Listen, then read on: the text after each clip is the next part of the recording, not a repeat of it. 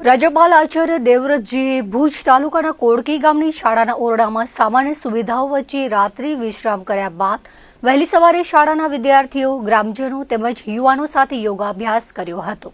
કોડકી ગામની પ્રાથમિક શાળા ખાતે વહેલી સવારે યોજાયેલા યોગ સત્ર દરમિયાન રાજ્યપાલે શાળાના વિદ્યાર્થીઓ અને ગ્રામજનો સાથે યોગાભ્યાસ અને પ્રાણાયામ કરી યોગ શારીરિક તેમજ માનસિક રીતે તે કઈ રીતે મનુષ્યને ફાયદાકારક છે તે અંગે વિસ્તૃત માહિતી આપી હતી.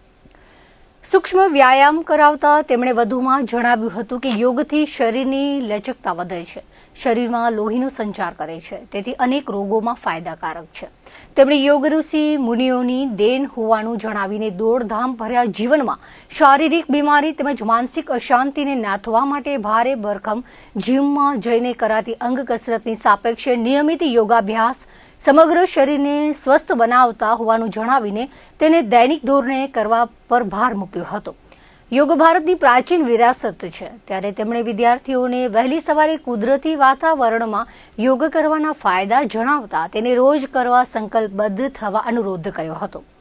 તેમણે શીતલી, અનુલોમ વિલોમ, ભ્રામરી, ભ્રસ્તિકા, પ્રાણાયામના નિયમિત અભ્યાસથી બુદ્ધિની તીવ્રતા વધવા સાથે એકાગ્રતા, શીતળતા વધતી હોવાનું જણાવી યોગ અને પ્રાણાયામને જીવનશૈલીનો ભાગ બનાવવા અનુરોધ કર્યો હતો. સૌએ આધ્યાત્મિક વાતાવરણમાં ગાયત્રી મંત્રના સામૂહિક જાપ કર્યા હતા. રાજ્યપાલશ્રીએ બાળકોને એમની મહત્તા જણાવીને ભારતીય સંસ્કૃતિને જાણવા પર ભાર મૂકતા બાળકોની યોગ પ્રસ્તુતિને બિરદાવી હતી.